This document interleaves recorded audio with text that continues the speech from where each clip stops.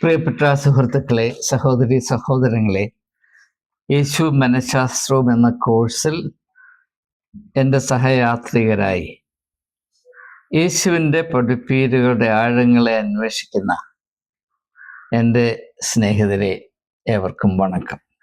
കഴിഞ്ഞ രാത്രി 8 മുതൽ 9 വരെയുള്ള സമയത്ത് ഈ കോഴ്സിൻ്റെ 2ാം സെഷൻ നടന്നതിനോട് അനുബന്ധമായി അതിൽ വളരെ താല്പര്യത്തോടെ പങ്കെടുത്ത സുജ, അത് നമ്മുടെ കോഴ്സിൻ്റെ ട്രഷറർ കൂടെയാണ്. ഞാൻ വളരെയധികം വിലമതിക്കുന്ന ഒരു വ്യക്തിയാണ്. അപ്പോൾ സുജയുടെ പ്രതികരണം എന്നെ വളരെയധികം ചിന്തിപ്പിക്കുകയുണ്ടായി. അതിൻ്റെ ഉള്ളടക്കം എല്ലാവരുമായി, പ്രത്യേകിച്ച് ഈ കോഴ്സിൽ പങ്കെടുക്കുന്ന എല്ലാവരുമായി പങ്കിടുന്നത് ഉചിതമാണ്, പ്രയോജനം ചെയ്യുമെന്നതുകൊണ്ട് ഞാൻ സുജയോട് അനുമതി വാങ്ങിച്ചിട്ട് അത് നിങ്ങളുമായി പങ്കിടുകയും അത് സംബന്ധമായ കുറച്ചുകൂടെ ചിന്തകൾ, ഈ പ്രതികരണത്തിൽ ഉൾപ്പെടാത്ത ചിന്തകൾ കൂടെ ഉൾക്കൊള്ളിച്ചുകൊണ്ട് ഒരു വീഡിയോ ചെയ്യുകയാണ്. നിങ്ങൾ ഇതിൻ്റെ ഉള്ളടക്കം സശ്രദ്ധം പരിഗണിക്കും എന്ന് എനിക്ക് വിശ്വാസമുണ്ട്. അപ്പോൾ സുജ ഉയർത്തിയിരിക്കുന്ന പ്രശ്നം അല്ലെങ്കിൽ ചോദ്യം അല്ലെങ്കിൽ സമസ്യ എന്താണ്? സുജ അപ്പം ഇംഗ്ലീഷിലാണ്. Like dependence leads to disability. I can understand it in the context to human beings, but when we extend it to God in one sense, frankly speaking, it was unsettling, but I chose to ponder and go back to the word. Suja പറയുന്നത്, നമുക്ക് അതീതമായതിനെ, നമുക്ക് ബാഹ്യമായതിനെ ആശ്രയിക്കുന്നത് നമ്മുടെ വളർച്ചയ്ക്ക് ഭംഗം വരുത്തും, അല്ലെങ്കിൽ അതിന് തടസ്സമായിരിക്കും എന്ന ആശയത്തെ ലോകത്തെ മറ്റെല്ലാ ഘടകങ്ങളോടുള്ള ബന്ധത്തിൽ ചിന്തിക്കുവാനും അത് സ്വീകരിപ്പാനും എനിക്ക് സാധ്യമാണ്. എങ്കിലും ദൈവത്തെ ആശ്രയിക്കുന്നത് പോലും കുറയ്ക്കണമെന്ന് പറയുന്നത് അപ്രകാരം എനിക്ക് കൈക്കൊള്ളാൻ കഴിയുന്നില്ല. എന്നാൽ ഞാൻ അതിനെപ്പറ്റി ചിന്തിച്ചുകൊണ്ടിരിക്കുകയാണ്. എൻ്റെ ആശയം എന്താണ് എന്നതാണ് സുജ എന്നോട് വാട്സാപ്പിൽ കൂടെ ഉന്നയിച്ച ചോദ്യം, അല്ലെങ്കിൽ പങ്കിട്ട ഈ പ്രശ്നം. ഞാൻ അതിന് മറുപടി എഴുതാനുള്ള ക്ഷമത എനിക്കില്ലാത്തത് കൊണ്ട്, പ്രത്യേകിച്ച് ഫോണിൽ ടൈപ്പ് ചെയ്യാൻ എന്നെ കൊണ്ടൊക്കില്ല, കൈ വേണ്ടതുപോലെ സഹകരിക്കാത്തത് കൊണ്ട് ഞാനൊരു ഓഡിയോ ക്ലിപ്പായിട്ടാണ് അതിന് മറുപടി കൊടുത്തത്. ഞാൻ സുജയോട് അനുവാദം തേടിയിട്ട് ആ ഓഡിയോ ക്ലിപ്പ് നിങ്ങളുമായി പങ്കിട്ടിട്ട് അതിൻ്റെ ബാക്കി 1-2 കാര്യങ്ങൾ കൂടെ പറഞ്ഞ് ഈ വീഡിയോ അവസാനിപ്പിക്കുന്നതായിരിക്കും. നമുക്ക് ആ വീഡിയോ ഒന്ന് ശ്രദ്ധിച്ചു നോക്കാം. ആ audio clip. Just think of it this way. Jesus chose 12 disciples. He gave them hands-on training for the entire duration of his public ministry. During that period of time, he also subjected them to ongoing or continuous assessment, as we put it in pedagogic terms today, and he ensured that they were progressing towards maturity in discipleship. It's thereafter that Jesus says, it's good for you that I go, because they need to proceed, they need to progress from one stage of relating to God to another, which is superior. For example, as Jesus says, blessed are those who believe because they have seen, but even more blessed are those who do not see yet behave, which means it's a higher level of spiritual maturity or maturity in our relationship with Jesus. For example, Jesus condemned the Pharisees and the Sadducees for seeking signs and wonders from him, whereas he did perform signs and wonders. John chapter 2, commenting on the miracle of Jesus turning water to wine at the wedding in Cana of Galilee, John very explicitly says that he did it as a first of his signs and wonders. Now, there is a place for signs and wonders, but that is the infancy of our relationship with God. Now, we cannot continue to depend on this crutch of signs, wonders, and miracles throughout. If we do that, that's in psychological terms, that's called fixation. Every form of fixation, as any psychologist will tell you, indicates frozen growth or complete lack of growth. We stay stuck. Now that's good for nobody. So Jesus says it's good for you that I go, because if I do not go, and he makes it so explicit, Suja, if I do not go, the counselor will not come to you. Now, what's the difference between Jesus as the Son of God and the Holy Spirit as the Spirit of God? Jesus is with us, the Holy Spirit is within us. That's the difference. Now, that which is within, progressing from that which is with to that which is within, is a very significant step in our growth. For example, you get a very good book. You're holding it in your hand. So you have a book, or the book is with you. Then you read the book. You read the book well, in an involved manner, digesting its content, becoming one with the mind of the author. Now the contents of the book are not in your hands, but within you. Tell me, which is a better stage? Which is a more empowered stage? Jesus is saying that we should proceed from the first stage to the second stage. And that's the most wonderful thing about Jesus. Finally, if you look at or consider the relationship between a guru and shishya, who is the ideal guru? Who is a wholesome guru? A guru who keeps his disciples in a state of underdevelopment in order to perpetuate the dependence on him, or a guru who caters to their need to attain maturity, and maturity always means independence, the ability to function autonomously or independently of the guru. Now, Jesus is using the same principle. The proof that his training program for his disciples has been successful, or that he has achieved the goals he envisaged in training them, the proof of that is that now they're able to manage without his physical presence. Now, Jesus said, "Behold, I am with you unto the end of the world." Now, that's absolutely true. But there are two stages of that presence, or two forms of that presence. One is that Jesus is present with us in flesh and blood. But the problem there is, if Jesus is present with us in flesh and blood, his presence is limited. So when he was in the world, he was limited geographically to a very small patch of world's geography. But then he proceeds to the next stage, which is the stage of Jesus as the Spirit of God. And in that state is absolutely universal. When the Spirit was in him, he became universal in his thinking, understanding, outreach, relationship, response patterns.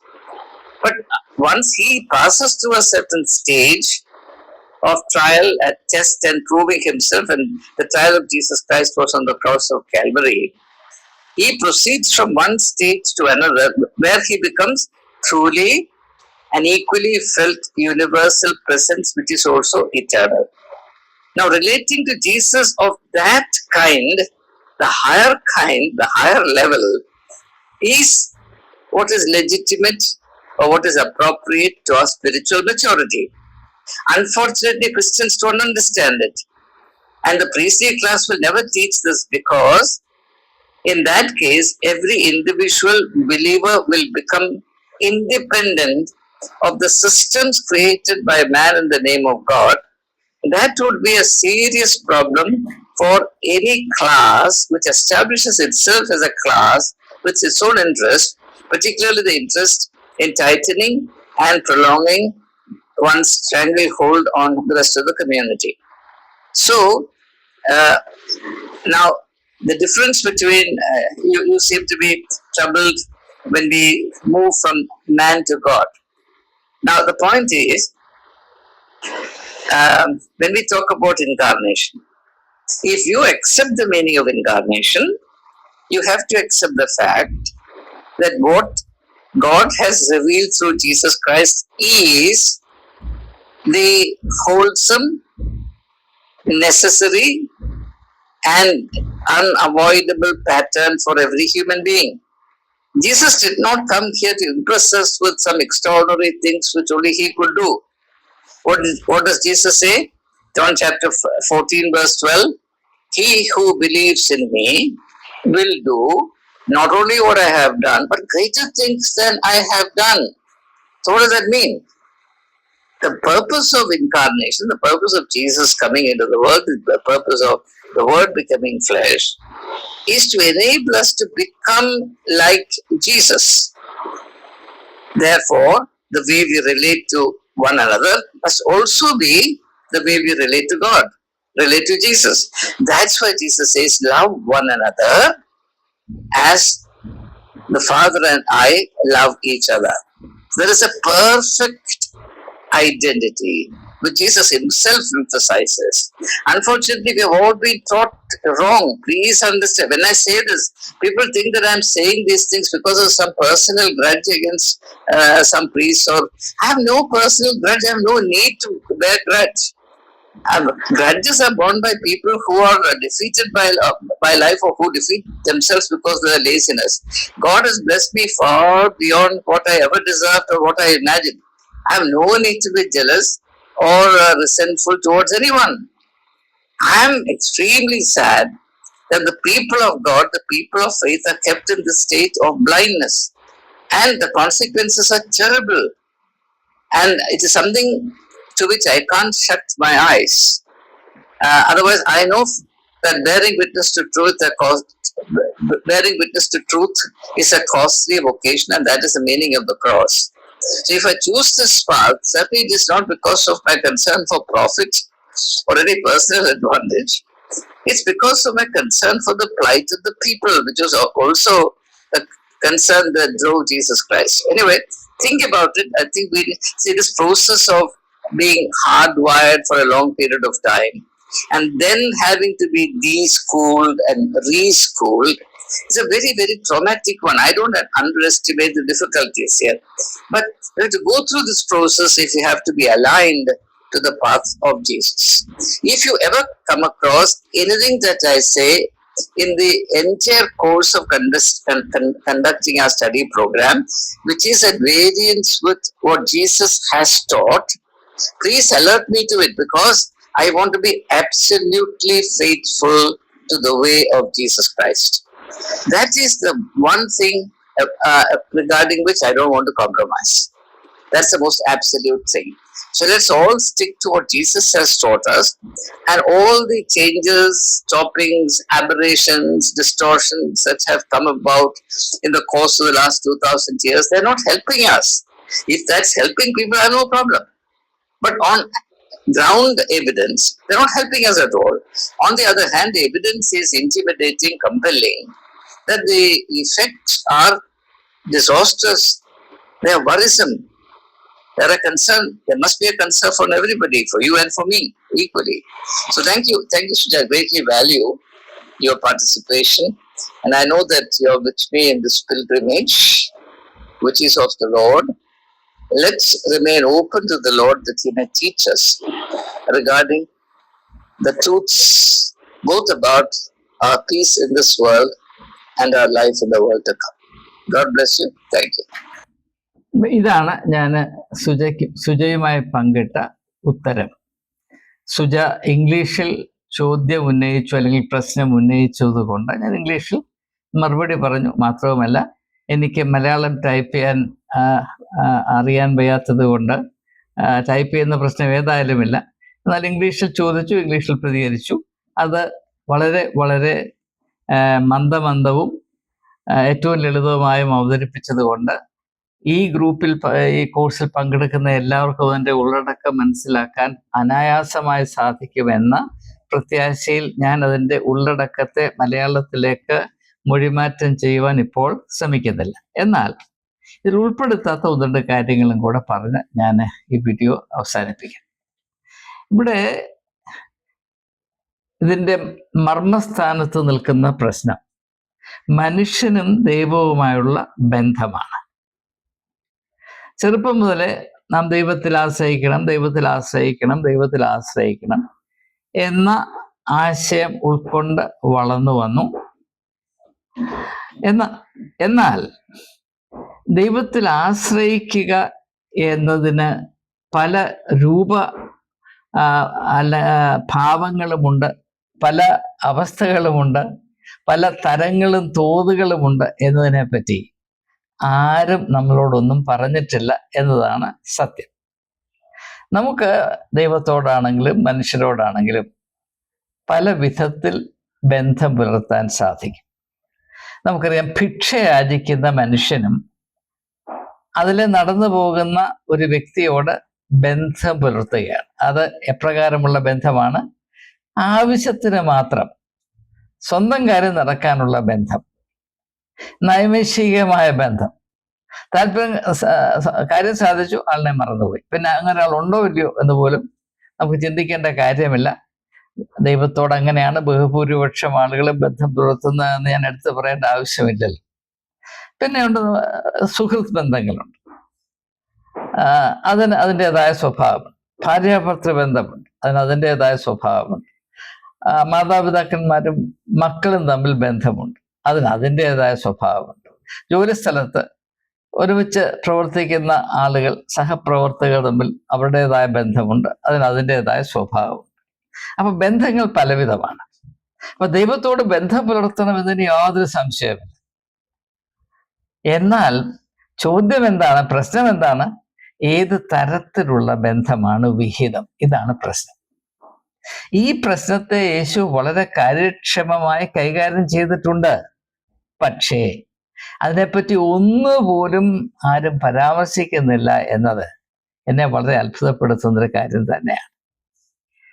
അതെന്തുകൊണ്ടെന്ന് ചോദിച്ചാൽ, മനുഷ്യന്റെ പ്രാകൃത സ്വഭാവം അനുസരിച്ച് ദൈവത്തോട് നാം സ്ഥാപിക്കുന്നതും പുലർത്തി വരുന്നതുമായ ബന്ധം ഏതാണ്ട് തെണ്ടലിന്റെ സ്വഭാവമുള്ള ബന്ധം തന്നെയാണ്. എന്തെങ്കിലും കിട്ടണം എന്ന താല്പര്യത്തിൽ കൂടെ അല്ലാതെ, സത്യമായി പറഞ്ഞാൽ ദൈവവുമായി നാം ബന്ധം പുലർത്തുന്ന ഒരു അവസ്ഥയിലല്ല. ഇതൊരു പ്രശ്നമാണ് എന്ന് നാം മനസ്സിലാക്കണം. എന്തുകൊണ്ട്? ഇപ്രകാരമുള്ള ബന്ധത്തിൽ കൂടെ നമുക്ക് ഒരിക്കലും കൈവരാത്ത, ഒരിക്കലും പ്രാപിക്കാൻ ഇടയാകാത്ത ഒരനുഗ്രഹമാണ് നമ്മുടെ വളർച്ച എന്നുള്ളത്. ദൈവത്തിൻ്റെ കാഴ്ചപ്പാടിൽ ഏറ്റവും വലിയ പ്രയോറിറ്റി എന്താണെന്ന് ചോദിച്ചാൽ മനുഷ്യന്റെ വളർച്ചയാണ്. അതെപ്രകാരമുള്ള വളർച്ച? മനുഷ്യത്വത്തിലുള്ള വളർച്ച. മനുഷ്യനെന്ന സങ്കല്പം വേദപുസ്തകത്തിലെ ഏറ്റവും വലിയ സങ്കല്പമാണ്. നാം ആരും വേണ്ടതുപോലെ ആ മനുഷ്യത്വത്തിന്റെ മാഹാത്മ്യത്തിന്റെ പൂർണ്ണതയേക്ക് വളർന്നിട്ടില്ല. ആ മാഹാത്മ്യത്തിന്റെ പൂർണ്ണത ചരിത്രത്തിൽ വെളിപ്പെട്ടു വന്നത് യേശുവാണ്. അതുകൊണ്ടാണ് യേശുവിനെ ലോകത്തിന്റെ വെളിച്ചമാണ് എന്ന് പറയുന്നത്.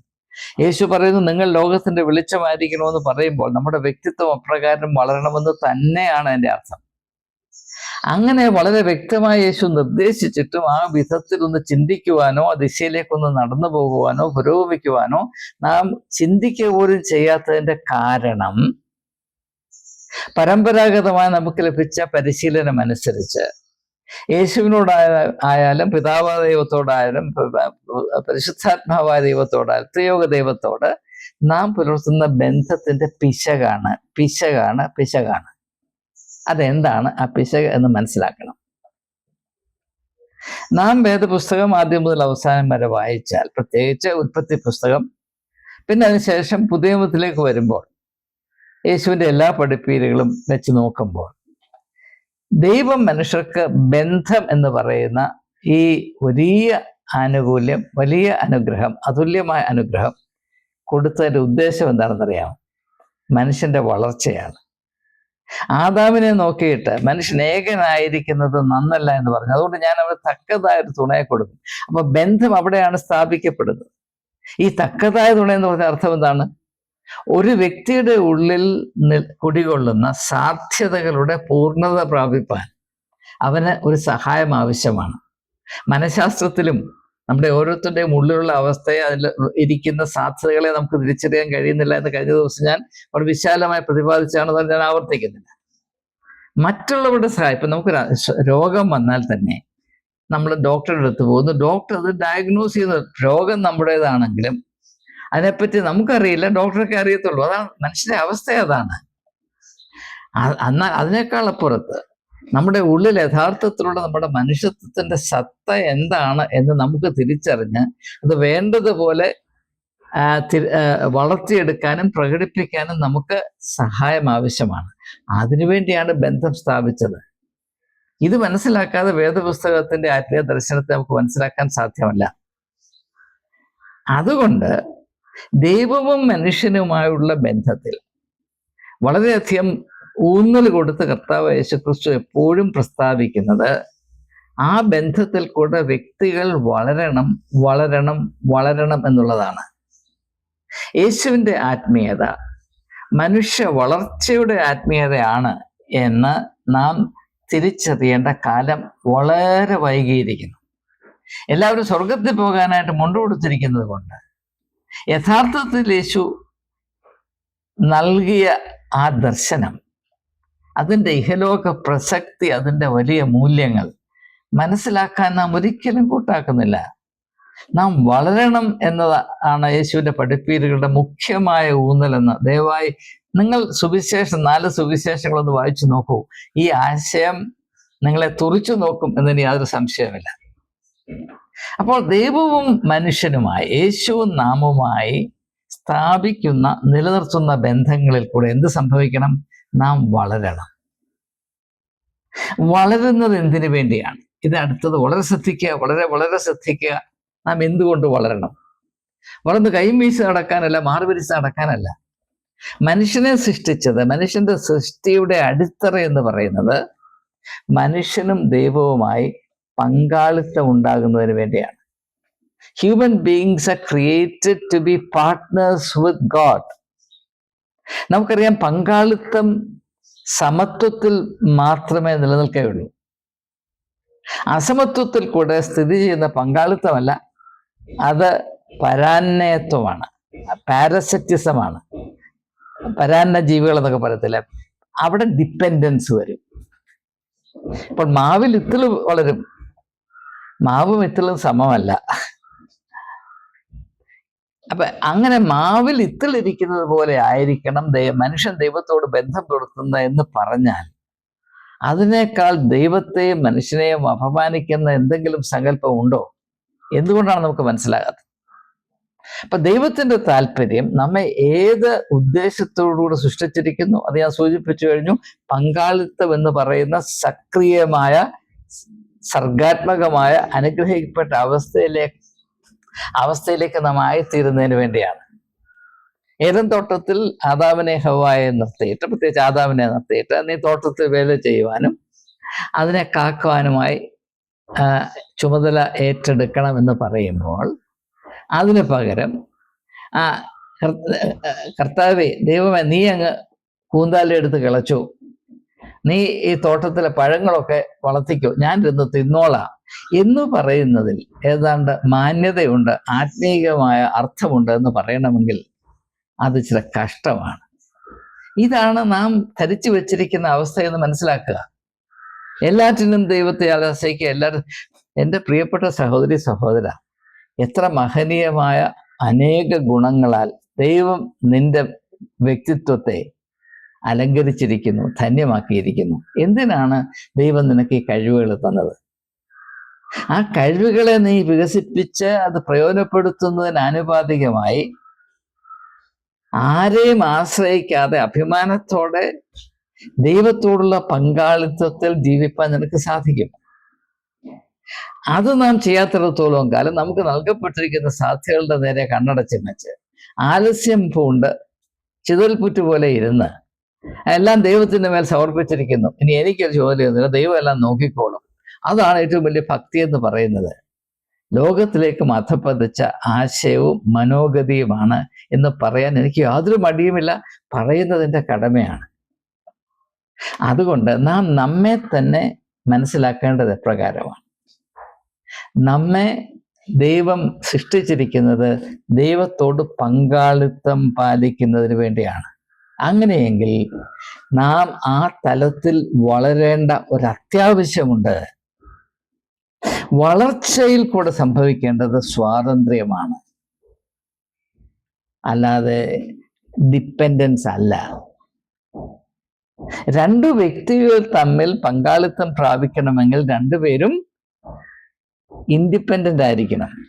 അല്ലെങ്കിൽ യജമാനനും അടിമയും എന്ന ബന്ധമേ വരികയുള്ളൂ. പാർട്ട്ണർഷിപ്പ് ഉണ്ടാകത്തില്ല, പങ്കാളിത്തം ഉണ്ടാകത്തില്ല. ദൈവവും മനുഷ്യനുമായുള്ള ബന്ധം യജമാനനും അടിമയും തമ്മിലുള്ള ബന്ധമല്ല, രണ്ട് പങ്കാളികൾ തമ്മിലുള്ള ബന്ധമാണ്. അതാണ് ആത്മീയതയുടെ ഏറ്റവും മാഹാത്മ്യമേറിയ സങ്കല്പം. ആ തലത്തിൽ നിന്ന് നാം നോക്കുമ്പോൾ ഞാൻ അവതരിപ്പിച്ച ആശയങ്ങളുടെ പ്രസക്തി, അത് എൻ്റെ ആശയമേ അല്ല, എൻ്റെതായ ഒരാശയം എനിക്ക് നിങ്ങളോട് പറയാനില്ല. യേശുവിൻ്റെ ആശയങ്ങളുടെ പൊരുൾ എന്ത് എന്ന് അരനൂറ്റാണ്ട് അന്വേഷിച്ച ഒരു വ്യക്തി എന്ന നിലയിൽ ചില കാര്യങ്ങൾ മനുഷ്യർക്ക് പ്രയോജനം വരും എന്നതിനെപ്പറ്റി 100% എനിക്ക് നിശ്ചയം ഉള്ളത് കൊണ്ട് നിങ്ങളുമായി പങ്കിടുവാൻ എൻ്റെ മനസ്സ് ദാഹിക്കുന്നു. അതാണ് സത്യം. ആ ഉദ്ദേശത്തെ തിരിച്ചറിയാൻ നിങ്ങൾക്ക് കഴിയുമെങ്കിൽ ഈ കോഴ്സിൽ പങ്കെടുക്കുന്നതിൽ കൂടെ നിങ്ങൾക്ക് അനുഗ്രഹം വരുമെന്നതിന് യാതൊരു സംശയവും എനിക്കില്ല. എന്നാൽ പഴമയുടെ ആ നൂലിൽ കടിച്ച് കിടക്കണം എന്ന് മാത്രമാണ് ഉദ്ദേശിക്കുന്നതെങ്കിൽ നിങ്ങൾക്ക് ഇതുകൊണ്ട് യാതൊരു പ്രയോജനവും ഉണ്ടാകുകയില്ല. കാര്യമായ തിരുത്തലുകൾ മനുഷ്യജാതിക്ക് നന്മ വരത്തക്കവണ്ണം ഈ ലോകത്തിൽ വെളിപ്പെടുത്തുവാനാണ് ക്രിസ്തു വന്നത് എന്നത് സുവിശേഷങ്ങളിൽ കൂടെ തിരിച്ചറിയാൻ ധൈര്യമില്ലാത്തവർക്ക് ഈ കോഴ്സ് കൊണ്ട് ഒരു പ്രയോജനവുമില്ല. ഇത് വിട്ടുപോകുന്നതാണ് നല്ലത്. എനിക്ക് പറയാൻ യാതൊരു മടിയുമില്ല. അതുകൊണ്ട് ഞാൻ അറിയുന്ന സത്യങ്ങൾ അതുപോലെ വെളിപ്പെടുത്തുവാനുള്ള സ്വാതന്ത്ര്യം ദൈവം എനിക്ക് നൽകിയതാകയാൽ ഞാനത് പ്രയോജനപ്പെടുത്തും. ആരെയും ഭയന്ന് അറിയുന്ന സത്യത്തെ അമുക്കിക്കളയാനോ വിഴുങ്ങിക്കളയാനോ ആ മൂന്നാമത്തെ ദാസൻ ചെയ്തതുപോലെ കൊണ്ട് കുഴിച്ചിടാനോ എന്നെക്കൊണ്ട് സാധ്യമല്ല.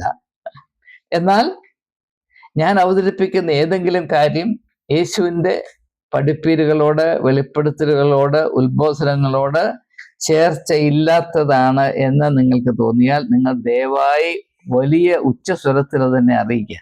ഞാൻ എന്നെ തന്നെ തിരുത്തുവാൻ എപ്പോഴും സന്നദ്ധനായിരിക്കും.